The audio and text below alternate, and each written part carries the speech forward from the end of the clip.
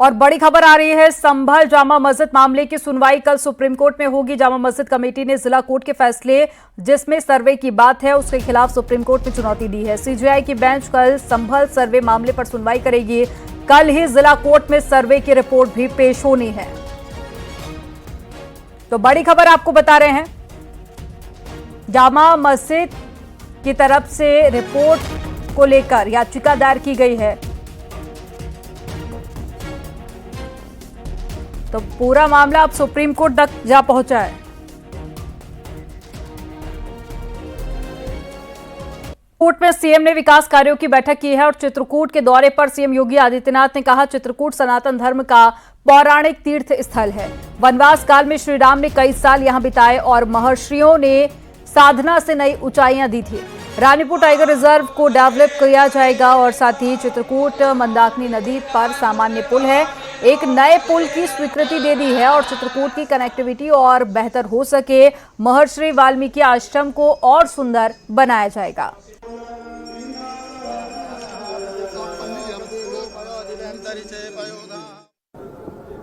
यहाँ पर मां मंदाकिनी की स्वच्छता और अविरलता को लेकर के किए जाने वाले प्रयास हों या राम घाट की सुंदरीकरण को लेकर, सरकार ने पहले ही इसको लिए पैसा उपलब्ध करवा दिया है।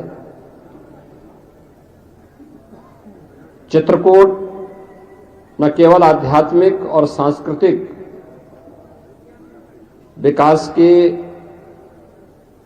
नए सोपान को छुए, बल्कि भौतिक विकास के भी अच्छे कार्य यहां पर हों, देश और दुनिया की कनेक्टिविटी अच्छी हो। एयरपोर्ट यहां पे बन के तैयार है, अभी 19 सीटर का विमान यहां पे सप्ताह में 4 दिन आता है और हम उस एयरपोर्ट को थोड़ा लंबा बना रहे हैं जिससे इसमें बड़े विमान भी उतर सके। बड़े विमान उतरने का मतलब दिल्ली से, लखनऊ से, अयोध्या से, वाराणसी से और देश के अन्य भागों से वायु सेवा सीधे चित्रकूट से जुड़ेगी। बीजेपी नेता शहजाद पूनावाला ने अखिलेश यादव का एक वीडियो सोशल मीडिया एक्स पर पोस्ट किया, जिसमें अखिलेश एक पॉडकास्ट के दौरान कांग्रेस को समाप्त हो चुकी पार्टी बता रहे हैं, जिसको लेकर शहजाद पूनावाला ने कांग्रेस और इंडिया गठबंधन पर सवाल उठाए। ये कैसा अलायंस है इंडिया अलायंस? हमने तो पहले से कहा था, no mission no vision, only confusion, only division, only अपना अपना एम्बिशन। अखिलेश यादव जी ने एक पॉडकास्ट में बताया कि जब किसी व्यक्ति ने उनको पत्रकार के रूप में कुछ कठिन सवाल पूछे, फंसाने वाले सवाल पूछे, तो जब उन्होंने जांच पड़ताल की तो पता चला कि वो सवाल कांग्रेस द्वारा प्रायोजित पत्रकार के द्वारा थे। मतलब कि जिस पत्रकार को भेजा गया वो कांग्रेस ने भेजा था ताकि अखिलेश यादव जी को फंसाया जा सके। इन सवालों के चंगुल में ये अखिलेश यादव जी बता रहे हैं और फिर अखिलेश यादव जी बताते हैं कि कांग्रेस जिस राह पर चलती रही उस राह पर चलते चलते कांग्रेस तो बर्बाद हो गई, कांग्रेस फिनिश हो गई। राजा भैया की पार्टी का नया नारा एक्स पर पोस्ट कर लिखा, जुड़ोगे तभी बचोगे। जनसत्ता दल लोकतांत्रिक पार्टी का पोस्ट है। पोस्ट में लिखा गया, ये नारा सनातन धर्म की रक्षा के लिए काम करता है।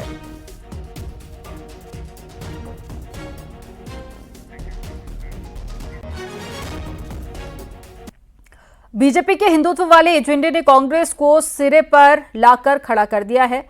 अब पूर्व सीएम हरीश रावत भी मोदी, योगी, धामी के नाम से डर रहे हैं। हरीश रावत ने जहां कांग्रेस को नसीहत दे डाली तो वहीं कांग्रेस ने कहा कि संविधान की सोच सबसे पहले है। वहीं बीजेपी ने हिंदू मुस्लिम की बात के लिए हरीश रावत को ही जिम्मेदार बताया है। रिपोर्ट में आपको दिखाते हैं।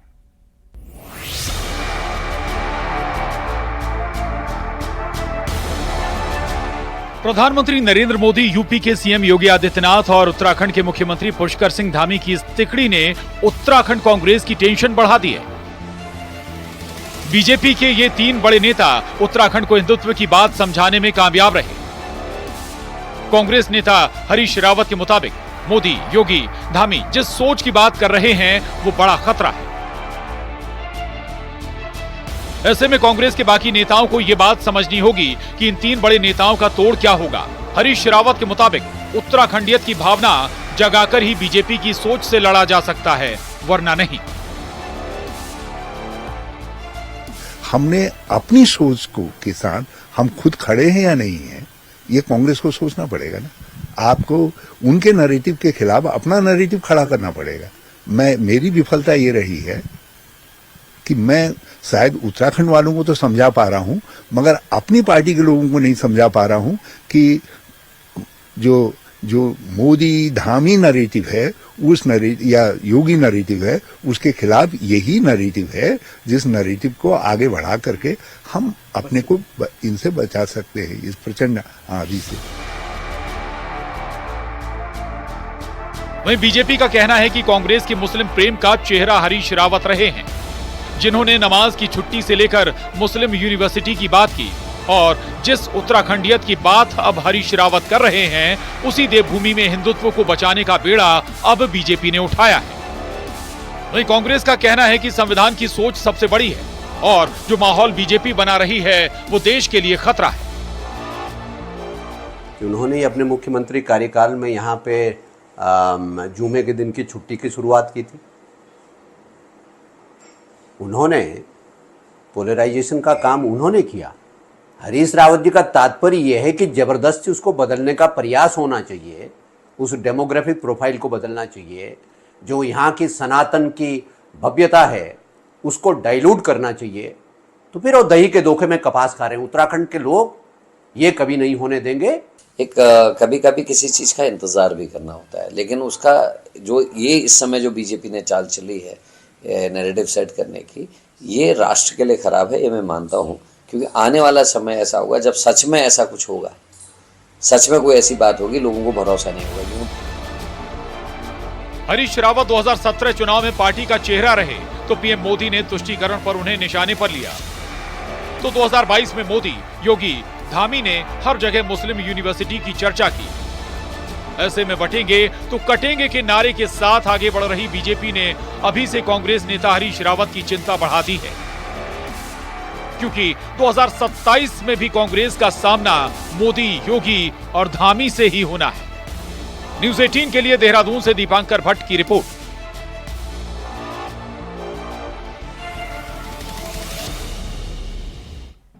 हरीश रावत ने कहा कि कांग्रेस के पास मोदी, योगी और धामी का तोड़ नहीं है। 2027 की तैयारी करनी है तो जल्द से जल्द कांग्रेस को इस तोड़ को ढूंढने पर काम करना होगा।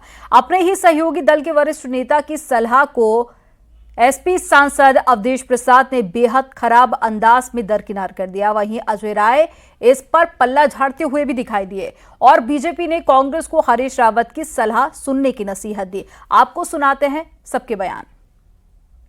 दिक्कत यह है, हमने अपनी सोच को के साथ हम खुद खड़े हैं या नहीं है, ये कांग्रेस को सोचना पड़ेगा ना। आपको उनके नैरेटिव के खिलाफ अपना नैरेटिव खड़ा करना पड़ेगा। मेरी विफलता ये रही है कि मैं शायद उत्तराखंड वालों को तो समझा पा रहा हूं, मगर अपनी पार्टी के लोगों को नहीं समझा पा रहा हूं कि जो मोदी धामी नैरेटिव है, उस नैरेटिव या योगी नैरेटिव है, उसके खिलाफ यही नैरेटिव है जिस नैरेटिव को आगे बढ़ा करके हम अपने को इनसे बचा सकते हैं, इस प्रचंड आंधी से। गरीबी हटाने का नारा दिया, लेकिन गरीबी हटी नहीं। अगर गरीबी हटाई होती तो 2014 में इतने लंबे समय बाद मोदी जी को प्रधानमंत्री बनने के बाद गरीबों के आवास की, शौचालय की, गैस की, पीने के पानी की, इलाज की चिंता नहीं करनी पड़ रही होती। मुख्यमंत्री रहे हैं हरीश रावत जी। हाँ। उन्होंने कहा है कि 2017 में और इसके आगे आज कहाँ है, आज वो कहाँ हरीश रावत पूर्व हो गए। अब तो सबके पूर्व है तो उनकी बात मत करो। निश्चित तौर से हम लोग तो लड़े ही नहीं थे और निश्चित तौर से हम सब लोग देखेंगे कि कहां पर कमी रह गई, क्या रह गई। कांग्रेस पार्टी गठबंधन में चुनाव नहीं लड़ी। 2027 में चुनाव में क्या करेंगे? निश्चित तौर से 27 की तैयारी हम कर रहे हैं। यूपी सरकार में कैबिनेट मंत्री आशीष पटेल को दिल्ली के अपोलो अस्पताल में भर्ती कराया गया। आशीष पटेल का हालचाल जानने के लिए केंद्रीय मंत्री अनुप्रिया पटेल भी अस्पताल पहुंचकर मुलाकात करने पहुंची। कैबिनेट मंत्री आशीष पटेल ने सोशल मीडिया पर जानकारी दी है, सर्जरी से गुजर रहा हूं, जल्द ठीक होकर आप सबकी सेवा में फिर से उपस्थित रहूंगा।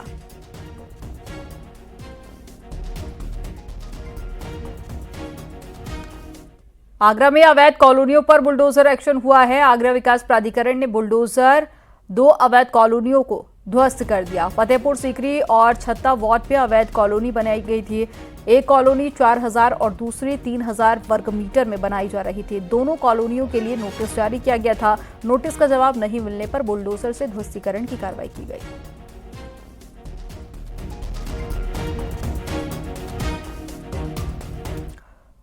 मुजफ्फरनगर पुलिस ने हनी ट्रैप गैंग का खुलासा किया है और एक महिला समेत 3 लोगों को गिरफ्तार कर लिया। गिरफ्तार की गई महिला अपने पति के साथ में मिलकर लोगों को अपने जाल में फंसाती थी और बलात्कार का केस दर्ज कराने का डर दिखाकर ब्लैकमेल कर पैसे ऐंठती थी।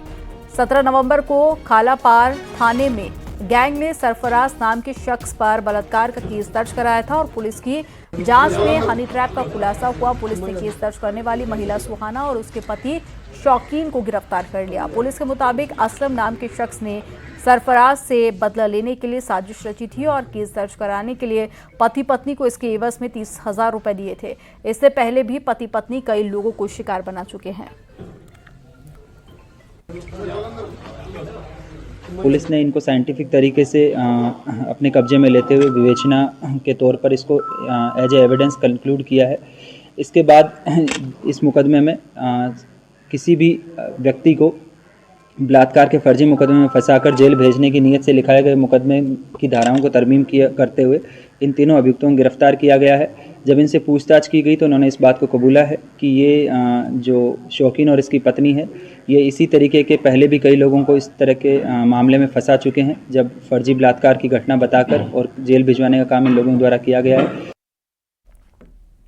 संभल हिंसा के बाद में मुरादाबाद पुलिस अलर्ट मोड पर है और पुलिस फुट पेट्रोलिंग कर रही है। अमन कमेटी के लोगों और धर्मगुरुओं से मीटिंग की गई है। सोशल मीडिया प्लेटफॉर्म की मॉनिटरिंग की जा रही है। लोगों से आपत्तिजनक पोस्ट न करने की अपील की गई। जामा मस्जिद पर कल ड्रोन कैमरे से निगरानी की जाएगी। थाने पर नियुक्त हमारे एसएचओज हैं, एसओज हैं, प्लस चौकी इंचार्जेस हैं, सबको हम लोगों ने सेंसिटाइज किया है और ये बताया है कि वहाँ के अपने क्षेत्र के लोगों के साथ उनका संवाद स्थापित रहे। सभी लोग अपने अपने क्षेत्र के लोगों के साथ लगातार संपर्क में रहते हैं। उसको और भी स्ट्रेंथन करने की जरूरत है, इंटेंसिफाई करने की जरूरत है। और सोशल मीडिया पे बहुत सारे ऐसे वीडियोस, बहुत सारे ऐसे फैक्ट्स जो अनवेरिफाइड होते हैं, कहीं और जगह का होता है, उसका मिसयूज होता है, उससे र्यूमर मॉन्गरिंग कराने का प्रयास होता है। उसके बारे में भी हमने यहाँ लोगों को अलर्ट किया है। बलिया में न्यूज 18 की खबर का असर हुआ है। 1 लाख की वसूली की खबर दिखाए जाने के बाद में एक सिपाही समेत 4 लोगों को गिरफ्तार किया गया, जबकि एक सिपाही फरार है। मामला नरही थाना इलाके का है। गिरफ्तार किए गए सिपाही पर भरोली गांव के एक लड़के के साथ में मारपीट करने और 1 लाख रुपए की वसूली का आरोप लगा है। पीड़ित की शिकायत पर एसपी ने वसूली के आरोपी में 2 पुलिस वालों को सस्पेंड कर केस दर्ज किया है और पुलिस ने एक सिपाही समेत 4 आरोपियों को गिरफ्तार कर लिया, जबकि दूसरा सिपाही फरार है।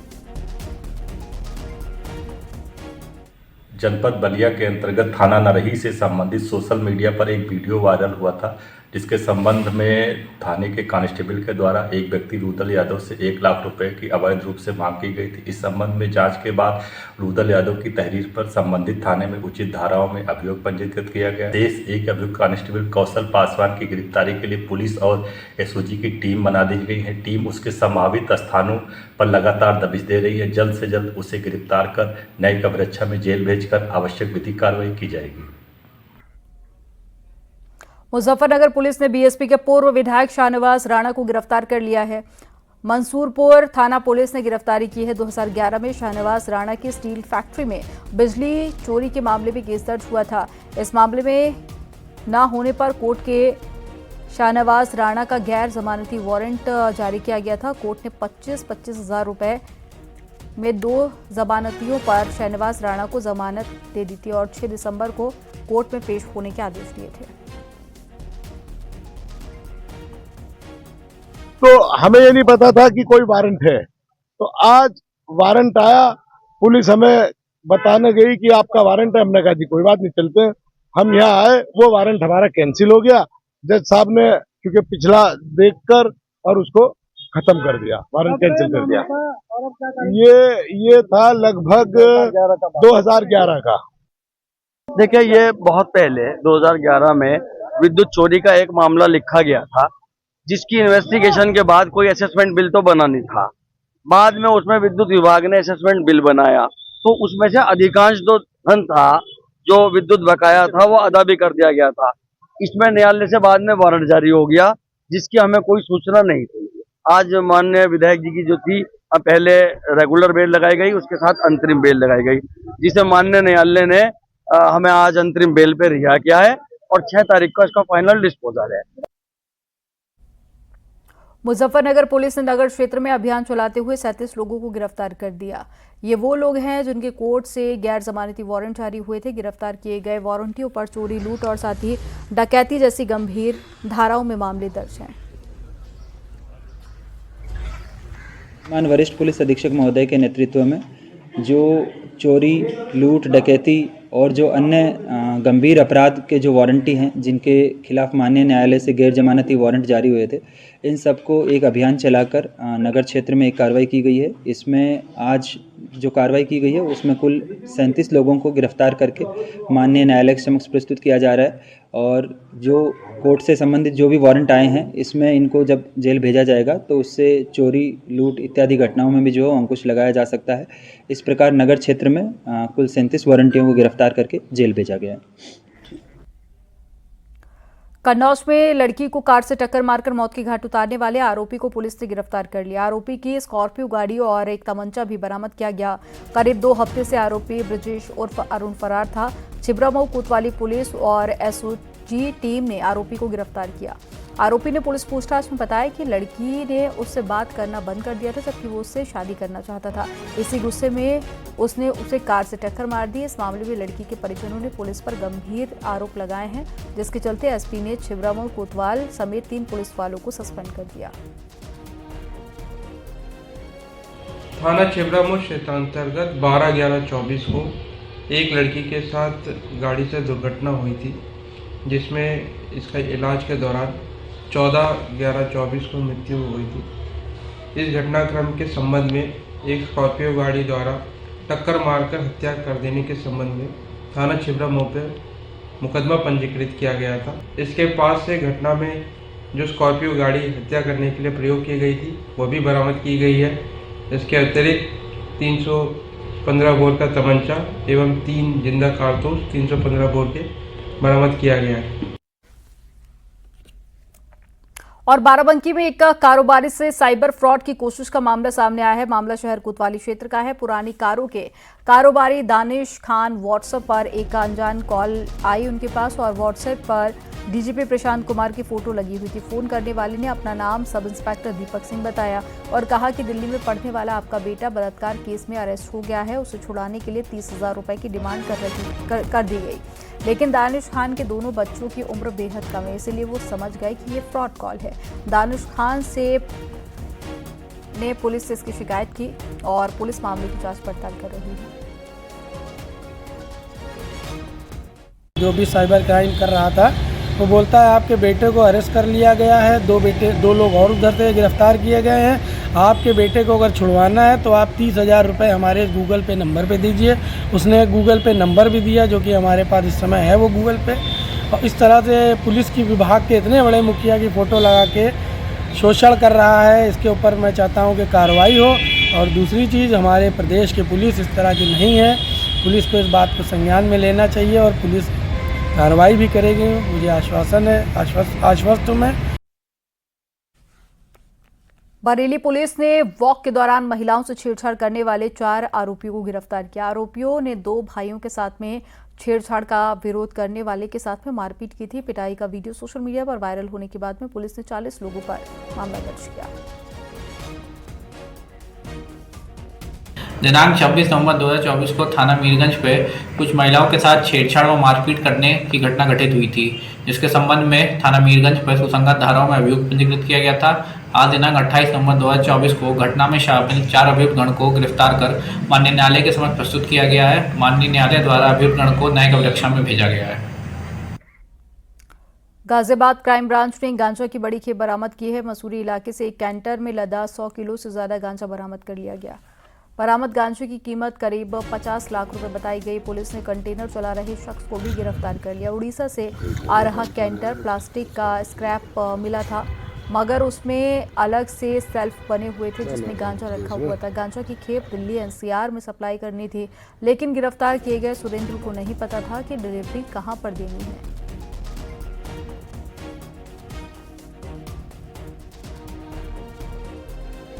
एक अंतर्राज्यीय गांजा तस्कर की गिरफ्तारी मसूरी थाना क्षेत्र से की गई है, जिसके कब्जे से लगभग 101 किलोग्राम जो है गांजा बरामद हुआ है, जिसकी अनुमानित कीमत जो है 50 लाख रुपए है तथा घटना में प्रयुक्त जो कैंटर गाड़ी है वो भी बरामद हुई है। पूछताछ में जो अभियुक्त सुरेंद्र है ये ड्राइवरी का काम करता था और इसके साथ ही जो है दिल्ली एनसीआर क्षेत्रों में, वेस्ट बंगाल में, उड़ीसा में माल लेकर जाता था और इस सप्लाई माल की जब करता था उसी दौरान जो है कई ड्राइवरों से इसका संपर्क हुआ और ड्राइवरों ने बताया कि जो है गांजा की तस्करी अगर माल के साथ की जाए तो उसमें बड़ा अच्छा प्रॉफिट है। लखनऊ में शिया समाज ने पाकिस्तान के खिलाफ प्रदर्शन किया। पाकिस्तान में शिया समुदाय के लोगों के हुए कत्ले आम को लेकर मौलाना यासूब अब्बास ने आक्रोश जताया। पाकिस्तान के वजीर आलम का पुतला दहन कर मुर्दाबाद के नारे लगाए गए। कैंडल मार्च निकालकर शहीदों को श्रद्धांजलि दी गई। पाकिस्तान में हुए शिया समुदाय के लोगों पर हमले को लेकर निंदा जताई गई। भारी संख्या में शिया समुदाय के लोगों ने मौलाना के साथ में विरोध प्रदर्शन किया और थाना सादगंज के दरगाह हजरत अब्बास में हुआ था पाकिस्तान के खिलाफ एहतजाज।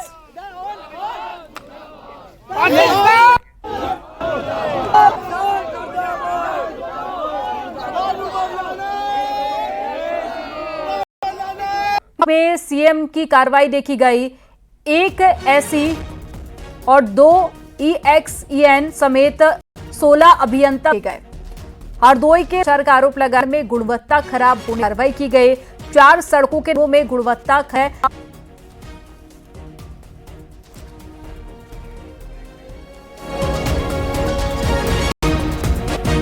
छोटे रहिए न्यूज़ 18।